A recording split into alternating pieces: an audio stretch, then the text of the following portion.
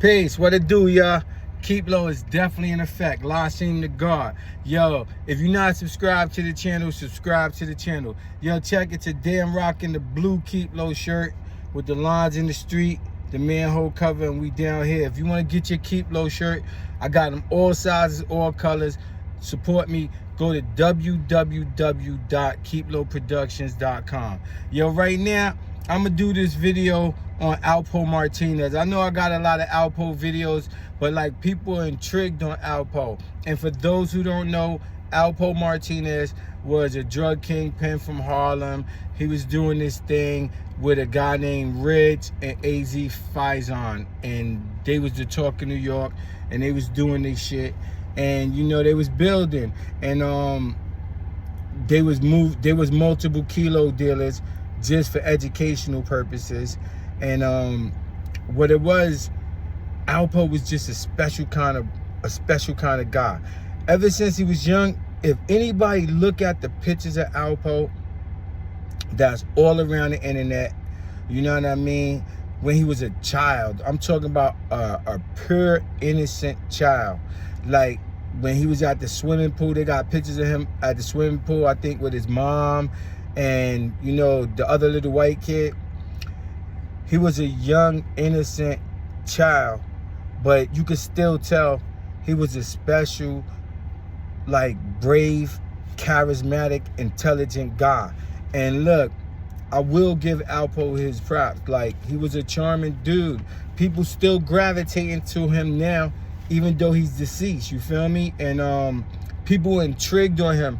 That's why I be doing videos, and I strive to come with factual evidence, all except the one video that I did with Alpo having CIA handlers. That's not what I'm saying. One of my subscribers has said that to me, so I had just presented it to y'all. So I'm not gonna put that on Alpo if he didn't do that, you feel me? These are just allegations that was made by one of my subscribers. But other than that, like, Alpo was a fly dude, you feel me? Because like him, Rich, and AZ, they was a trio. They was all rolling together, but they always breaking off independently and doing their own thing, and they all had their own independent life. That's what I like about their little crew, if you want to classify them as a crew. But like me, I just see them as, now they was like a little crew, because it was like they was rolling together, they was mans, and like whatever, you feel me? Like they was boys, especially from a young age when they first started getting the guap, and all three of them started touching millions, you know what I mean? It was like a beautiful thing, and it was like beautiful to just see them growing, and just to experience that in my town, which is New York, or our town, which is New York, because I'm born and bred in New York City. But it was just a beautiful thing at the time, because, you know, that was like in the 80s and the, you know, the early 90s. So the 80s was like really a good time for all the people who wasn't alive in the 80s. The 80s was really, it was like, oh, if you was, yeah, the money just changed for the urban people, because like we was in a poor community, and it's sad to say, but then when they put drugs into our community, a lot of us fell for it, the glamour and the intrigue of just being rich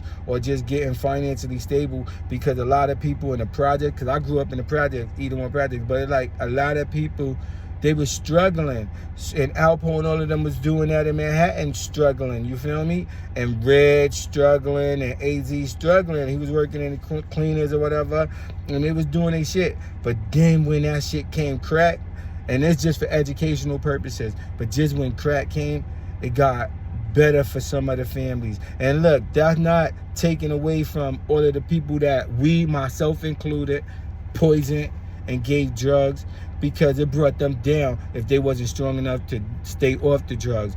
But for the young fly dudes, 15 with Benzes and big gold chains and all that, yo, salute to all of y'all, because you had to earn yours back then. And like, opportunities would have afforded to everybody to get money in New York and out of town. But maybe out of town, y'all started catching a little bit late, because it hit New York and California, places like that fast, major metropolitan areas, you feel me? But like, getting back to what I was saying, so Alpo just took it to another level. Like, look, Rich and AZ and all them was fly, but Alpo took it to another level. Yo, like, in the rooftop. He used to be doing the shit for real, like coming in there with the craziest shit. And I'm not even talking about the films with the girls and shit like that, but just coming in there with the craziest fly shit that's out of this world, that's like futuristic shit. You know, like the Louis Vuitton coat. You feel me? He had that shit back in fucking custom made in fucking 80 something. You feel me? And look, just taking blocks of people on bus outings, and you know what I mean? Just lending his friends money, coming through in Benzes and Porsches, and just being the talk of New York, wheeling his bike, getting all crazy. And then look, even though Alpo was like the flamboyant nigga, like, pardon me for saying nigga, that he was the flamboyant king, you know what I mean? Because they all was kings, we all kings, but him being the flamboyant king, yeah, it was a mad fly thing, but at the same time, he wasn't no sucker. You feel me? Even though he was a little pretty boy, Spanish mixed with black dude or whatever, Spanish dude or whatever. And look, he looked like he's black. He was just on some other shit. And like, look, he cracked jokes. He do all that shit.